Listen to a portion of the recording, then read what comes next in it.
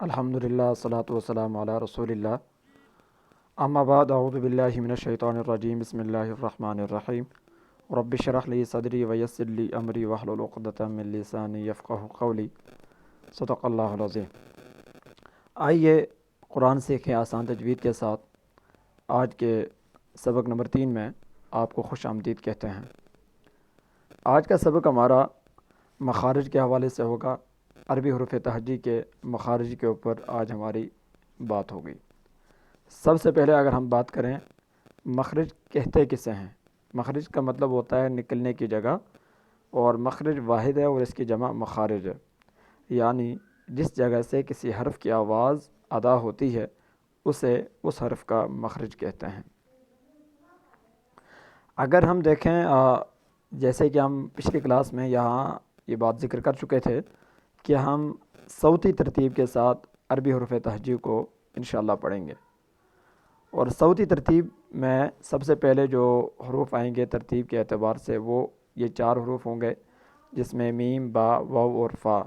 اس کو اگر ہم آواز کے ساتھ پڑھیں گے تو ما، با، و اور فا، یہ 4 حروف ہیں جو ابتدائی طور پر، یہ چاروں کے چاروں حروف جو ہیں ہونٹوں سے ادا ہونے والے حروف ہیں۔ اب ذرا ایک ایک حرف کو ہم لے لیتے ہیں۔ سب سے پہلے اگر میم کو دیکھا جائے تو میم کا مخرج کیا ہے؟ دونوں ہونٹوں کے خشک حصے کو آپس میں ملانے سے میم ادا ہوتا ہے، یعنی ما۔ دونوں ہونٹوں کے خشک حصوں کو آپس میں ملائیں گے تو ما ادا ہوگا۔ اس کے بعد اگر با کی ہم بات کریں تو با کا مخرج کیا ہے؟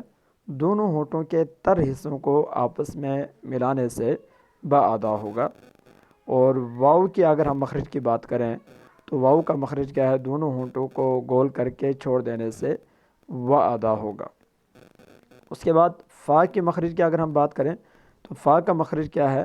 فا اوپر والے جو دانت ہیں ان کو نیچے والے ہونٹوں کی تر حصوں کے ساتھ لگائیں گے تو کیا ادا ہوگا؟ فا ادا ہوگا۔ جی، یہ 4 حروف تھے ابتدائی طور پر جو ہونٹوں سے ادا ہونے والے حروف ہیں۔ اس کے بعد ہمارے پاس زبان کی نوک سے ادا ہونے والے حروف ہیں۔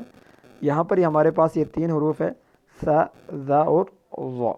اچھا، یہاں ہم نے خیال کرنا ہے سا اور سین کی آواز میں فرق ہم نے کرنا ہے، اور ذال اور ظا کی آواز میں فرق ہم نے یہاں کرنا ہے۔ تو سب سے پہلے اگر ہم بات کریں سا کے مخرج کی تو وہ کیا مخرج ہے سا کا؟ جی، زبان کی نوک کو اوپر والے دانتوں کی نوک کے ساتھ لگائیں گے تو سا ادا ہوگا۔ اسی طرح دال کا بھی مخرج یہی ہے کہ زبان کی نوک کو اوپر والے دانتوں کی نوک کے ساتھ لگائیں گے تو ذا ادا ہوگا۔ ظا کا مخرج بھی تقریباً سیم یہی ہے کہ زبان کے نوک کو اوپر والی دانتوں کی جڑ کے ساتھ، اوپر والی دانتوں کی نوک کے ساتھ، معذرت کے ساتھ لگائیں گے تو کیا ادا ہوگا؟ ظا۔ تھوڑا سا یہاں فرق یہ ہے کہ جب زبان کی نوک اوپر والے دانتوں کے نوک کے ساتھ لگ رہی ہوگی، وہیں پر زبان کی نوک کی ساتھ تھوڑا سا پیچھے کر کے جو کنارہ ہے وہ زبان اوپر والے دانتوں کی جڑ کے ساتھ بھی لگ رہا ہوگا، تو اس طریقے سے ظا ادا ہوگا۔ تو ہمارے پاس ابتدائی طور پر یہ 3 حروف ہیں، سا، ذا اور ظا۔ اب آگے بڑھتے ہیں۔ اگلا جو حروف ہے ہمارے پاس زبان کے نوک سے ادا ہونے والے حروف ہیں، یہ تینوں، جس میں تا ہے، دال ہے اور طا ہے۔ تو یہاں ہم نے فرق یہ کرنا ہے کہ تا اور طا کی آواز میں ہمیں فرق کرنا ہے۔ تا کی اگر ہم بات کریں تو زبان کی نوک اوپر والے دانتوں کی جڑ کے ساتھ لگائیں گے تو تا ادا ہوگا، اور دال کی مخرج کی اگر ہم بات کریں زبان کی نوک کو اوپر والے دانتوں کی جڑ کے ساتھ لگائیں گے تو دا ادا ہوگا۔ اسی طرح طا کی اگر ہم بات کریں تو زبان کی نوک کو اوپر والے دانتوں کی جڑ کے ساتھ لگائیں گے تو طا ادا ہوگا۔ تو یہ 3 حروف جو ہیں زبان کی نوک سے ادا ہوتے ہیں۔ جی، اس کے بعد زبان کی نوک سے یہ 3 حروف بھی ادا ہوتے ہیں، جس میں زا ہے، سا ہے اور صا ہے۔ فرق ہم نے زا اور ذا کی آواز میں کرنا ہے اور سا اور صا کی آواز میں فرق کرنا ہے۔ تو اگر ہم زا کا مخرج دیکھیں تو کیا ہے؟ زا کا مخرج کیا ہے؟ زا کا مخرج یہ ہے کہ زبان کی نوک کو نیچے والے جو دانت ہیں ان کی جڑ کے ساتھ لگائیں گے تو زا ادا ہوگا۔ اور سا کس طرح ادا ہوگا؟ سا کا بھی یہی مخرج ہے کہ زبان کی نوک کو نیچے والی دانتوں کی جڑ کے ساتھ لگائیں گے تو سا ادا ہوگا، یعنی سین۔ اور صاد کی اگر ہم بات کریں تو اس کا بھی سیم یہی مخرج ہے، زبان کی نوک کو نیچے والی دانتوں کی جڑ کے ساتھ لگائیں گے تو سواد ادا ہوگا یعنی سو۔ اچھا یہاں جب زبان کی نوک نیچے والے دانتوں کی جڑ کے ساتھ لگ رہی ہے تو وہیں پر زبان کی نوک سے کچھ پیچھے کا جو حصہ ہے وہ اوپر والے دانتوں کی جڑ کے ساتھ ہلکا جو ہے ٹچ اس کا ہو رہا ہوگا، تو یہ ان کے مخرج ہے۔ تو اگر ہم اس کو دوبارہ آواز کے ساتھ پڑھیں تو ز، س اور سو۔ جی اس کے بعد ہمارے پاس 3 حروف مزید ہیں، لام، نون، را۔ لام، نون، را کو اگر ہم دیکھیں تو ان تینوں کا مخرج بھی سیم ہی ہے کہ زبان کی نوک کو تالو کے درمیانی حصے سے لگائیں گے تو لا یعنی لام ادا ہوگا، اور اسی طرح زبان کی نوک کو تالو کے درمیانی حصے سے لگائیں گے تو نا یعنی نون ادا ہوگا، اور اسی طریقے سے را زبان کے نوک کو تالو کے درمیانی حصے کے ساتھ لگائیں گے تو را ادا ہوگا۔ تو تینوں کا سیم مخرج ہے۔ اب اس کو اگر ہم تینوں کا آواز کے ساتھ پڑھیں گے تو کیا آواز ہوگی؟ لا، نا، را۔ اب جو ہمارے پاس یہ 3 حروف ہیں یہ زبان کے درمیان سے ادا ہونے والے حروف ہیں۔ جی جیم، شین، یا۔ تو سب سے پہلے ذرا جیم کے مخرج کو دیکھتے ہیں۔ تو جیم کا مخرج یہ ہے کہ زبان کے درمیانی حصے کو تالو کے درمیانی حصے کے ساتھ لگائیں گے، زبان کے درمیانی حصے کو منہ کے تالو کے درمیانی حصے کے ساتھ لگائیں گے تو ادا ہوگا جا۔ اور شین کا بھی یہی مخرج ہے، زبان کی درمیانی حصے کو منہ کے تالو کے درمیانی حصے کے ساتھ لگائیں گے تو ش ادا ہوگا۔ اور یا کا بھی یہی مخرج ہے، زبان کی درمیانی حصے کو تالو کے درمیانی حصے کے ساتھ لگائیں گے تو یا ادا ہوگا۔ یہاں پہ تھوڑا سا فرق یہ بھی ہے کہ زبان کے رائٹ اور لیفٹ سائڈ جو ہے وہ رائٹ اور لیفٹ سائڈ کی داڑھوں کے ساتھ بھی زبان ٹچ ہو رہی ہوگی تو تب جا کے یا ادا ہوگا۔ تو اس کو اگر ان 3 حروف کو آواز کے ساتھ ہم پڑھیں تو کیا ہوگا؟ جا، ش، یا۔ جی اس کے بعد یہ 3 حروف جو ہیں زبان کے کناروں سے ادا ہونے والے حروف ہیں یہ، اور یہاں ہم نے وا اور وا میں کی آواز میں فرق کرنا ہے، یعنی وا اور وا کی آواز میں فرق ہم نے کرنا ہے، اور کا اور قا یعنی کاف اور قاف کی آواز میں فرق کرنا ہے۔ جی اگر ہم وا کو دیکھیں یعنی ضاد کے مخرج کو دیکھیں تو ضاد کا مخرج کیا ہے؟ زبان کی رائٹ سائڈ کو رائٹ سائڈ کی دہاڑوں کے ساتھ لگائیں گے تو کیا ادا ہوگا؟ وا۔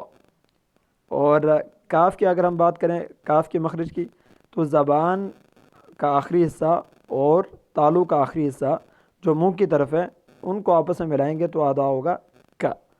اور اسی طرح قاف کی اگر ہم بات کریں زبان کا وہ حصہ جو گلے کی طرف ہے، زبان کا آخری حصہ جو گلے کی طرف ہے اور منہ کے تالو کا وہ حصہ جو گلے کی طرف ہے اس کو آپس میں ملائیں گے تو کیا ادا ہوگا؟ قا ادا ہوگا۔ اب ان تینوں کو اگر آواز کے ساتھ پڑھیں تو کیا ہوگی؟ و، ک، قا۔ جی اب ہمارے پاس آگے ہیں حلق سے ادا ہونے والے حروف جو گلے سے ادا ہوتے ہیں۔ تو سب سے پہلے یہاں پر ہم نے حمزہ اور عین یعنی آ اور آ کی آواز میں فرق کرنا ہے، اور ہا اور ہا یعنی ہ اور ہا کی آواز میں فرق کرنا ہے، خیال کرنا ہے۔ تو پہلے اگر ہم دیکھیں حمزہ اور ہا کو، حمزہ کا مخرج کیا ہے؟ گلے کا وہ حصہ جو سینے کی طرف ہے، اور ہا کا بھی یہی مخرج ہے، گلے کا وہ حصہ جو سینے کی طرف ہے۔ ان دونوں کو اگر ہم آواز کے ساتھ پڑھیں گے تو کیسے پڑھیں گے؟ حمزہ کی آواز آ ہوگی اور ہا کی آواز ہا ہوگی، اور اس کے بعد عین اور ہا۔ عین کا جو مخرج ہے وہ گلے کے درمیانی حصے سے ادا ہوتا ہے عین، اور ہا جو ہے یہ بھی گلے کے درمیانی حصے سے ادا ہوگا جیسے آ اور ہا۔ اسی طرح حلق سے ادا ہونے والے حروف یہ 2 بھی ہیں، غا اور خا یعنی غین اور خا۔ تو غین اور خا کا جو مخرج ہے وہ کیا ہے؟ گلے کا وہ حصہ جو منہ کی طرف ہے وہاں سے کیا ادا ہوگا؟ غا اور خا۔ اب ان 6 کو اگر ہم آوازوں کے ساتھ پڑھیں تو کیا آواز ہوگی؟ آ، ہا، آ، ہا، غا، خا۔ جزاک اللہ۔ اب حروف کی ملتی جلتی آوازوں میں ہم نے فرق کرنا ہے۔ ملتی جلتی آوازوں میں فرق کیسے ہوگا؟ سب سے پہلے ہم پہلے کالم کو دیکھتے ہیں۔ یہاں ہمارے پاس وہ حروف ہیں کہ جو ملتی جلتی آوازیں ہیں، ذ، و۔ میری بات پڑھیے گا میرے ساتھ آپ، ذ، ز، و، ذ، س، ث، س، ص، ث۔ اب ہم آ رہے ہیں دوسرے کالم پہ درمیان والے، ث، ص، ص، ث، و، ظ ظ د ظ ز ظ ظ ذ۔ اب آتے ہیں ہم تیسرے کالم پہ جو آخری ہے، ا ع ہ ح ح خ ع ا ح ہ۔ جی یہ اسی طرح آپ نے بھی اس کی پریکٹس کرنی ہے، تاکہ جو ہم نے مخارج کی ابھی ساری تفصیل پڑھی ہے اور یہ حروف ہیں، ملتے جلتے حروف ہیں، ان کو ادا کرتے ہوئے ہم نے پورا خیال کرنا ہے کہ یہ صحیح معنوں میں ان کے جو مخارج ہم نے پڑھے ہیں وہیں سے ان کو ہم ادا کرنے کی کوشش کریں گے۔ جی اس سیشن کا ارادہ ہے حروف کے بنیادی تصورات کون کون سے تھے جو ہم نے پڑھے؟ جی وہ 3 بنیادی تصورات ہیں، جس میں نام، آواز اور شکل۔ کیا زبر کے بغیر عربی حروف کی آواز ہوتی ہے؟ جی اس کا جواب یہ ہے کہ زبر کے بغیر عربی حروف کی آواز نہیں ہوتی۔ آواز تبھی ہوتی ہے، زبر کے بغیر عربی حروف کی آواز ہوتی ہے نہیں ہوتی، ظاہر ہے کہ جب وہ زبر کے بغیر یا کسی بھی حرکت کے بغیر وہ حرف آئے گا تو وہ اس کے نام کے ساتھ ہوگا، آواز کے ساتھ نہیں ہوگی۔ کیا صوتی طریقہ تدریس میں جوڑ یا ہجے کی ضرورت ہے؟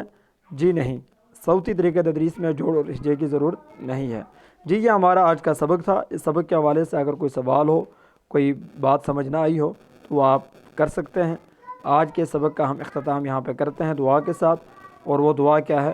اس دعا کے ساتھ سبحانک اللہم ونشہد ان لا الہ الا انت نستغفرک ونتوب الیک۔ السلام علیکم۔